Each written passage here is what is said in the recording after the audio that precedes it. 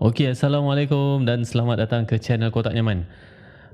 Okey. Sekejap Alright.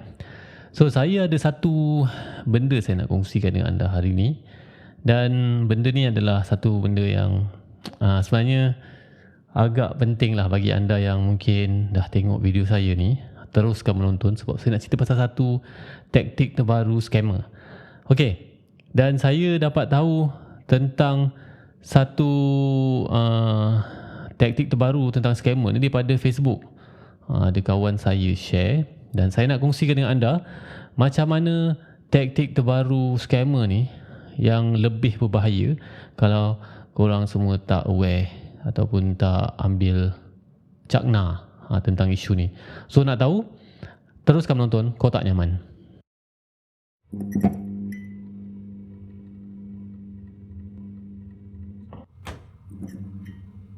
Okay, sebelum saya teruskan, saya nak minta anda untuk subscribe dan like channel Kotak Nyaman supaya saya dapat hasilkan lebih banyak lagi konten-konten yang menarik untuk anda pada masa akan datang.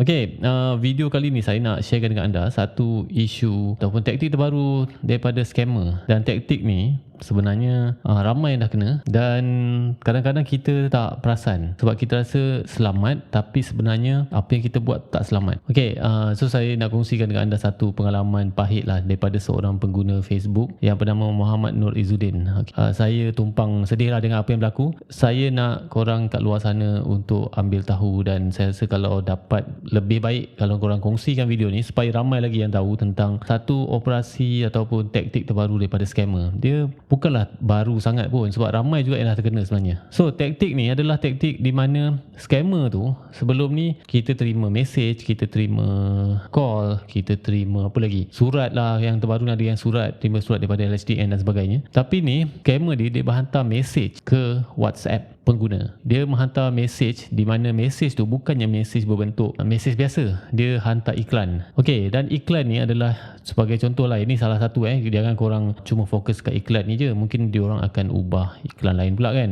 Okey, tapi yang saudara Muhammad Nur Izzuddin ni terima adalah message di mana iklan ni adalah iklan tentang servis mengemas rumah dan dia perlu bayar tempahan sebanyak RM40. Tapi saudara kita ni telah pun di scam sehingga mencecah RM18,000. Sangat besar.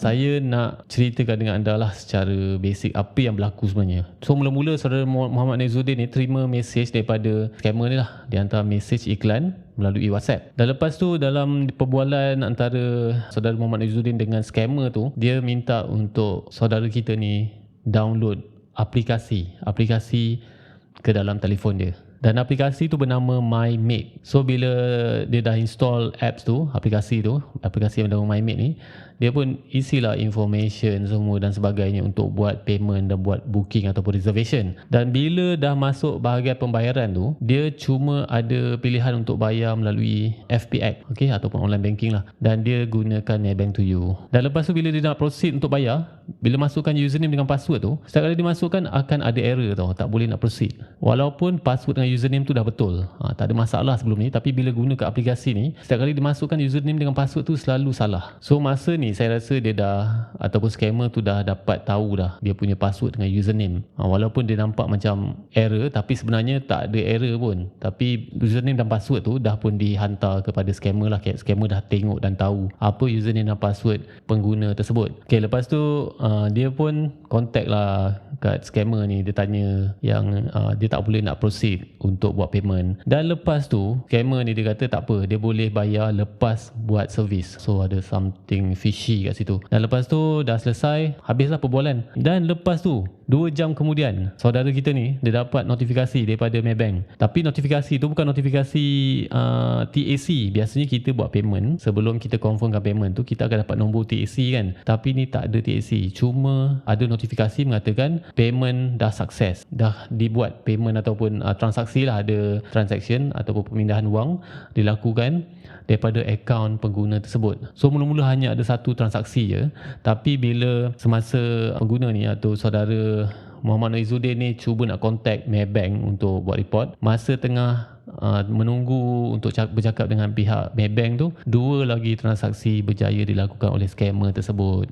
Dan semua amount dalam akaun saudara kita ni habis macam tu je. Dan total dia tadi macam saya cakap lah, total dia adalah RM18,000. Banyak. Ini adalah taktik terbaru lah. Saya pun kadang-kadang mungkin kita tak aware lah, sebab kita dapat iklan, kita install apps macam biasa. Banyak yang apps kat luar sana yang kita gunakan untuk buat transaction dan sebagainya. Tapi tiba-tiba kali ni ada apps yang berjaya perkenakan kita lah, berdaya kita. Saya rasa juga yang apps ni berjaya reroute TXC number ataupun message tu kepada nombor lain. Dan sebab tu message tu tak diterima oleh saudara kita ni. Message untuk TXC tu. TXC tu penting sebab TXC tu yang confirmkan kita punya payment. Saya harap kepada anda yang kat luar sana yang menggunakan apa-apa servis ataupun mendapat apa-apa message melalui WhatsApp, tiba-tiba ada iklan dan sebagainya, supaya berhati-hati. Berhati-hati bila menggunakan apa-apa servis atau apa-apa apps, apa-apa transaction yang korang buat. Pastikan transaction tu berlaku dalam aplikasi ataupun website yang betul-betul reliable, betul-betul boleh dipercayai, bukannya aplikasi yang baru first time korang guna lah. So hati-hatilah, insyaAllah. Saya harap video ni bermanfaat kepada anda kat luar sana. Dan kepada anda yang belum lagi subscribe ke channel Kotak Nyaman, jangan lupa untuk subscribe dan like channel Kotak Nyaman supaya saya dapat hasilkan lebih banyak lagi konten-konten yang bermanfaat untuk anda pada masa akan datang.